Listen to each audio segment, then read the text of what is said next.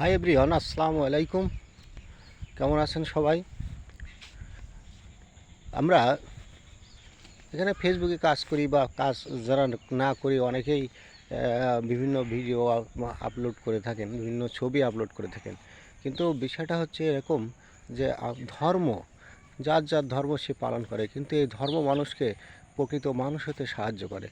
ধর্ম মানুষকে সংযম হইতে সাহায্য করে। ধর্ম মানুষকে নীতিগত শিক্ষা দিতে সাহায্য করে। যারা ধর্ম যদি সুন্দরভাবে পালন করে তার জীবনও সুন্দর হয়ে উঠবে।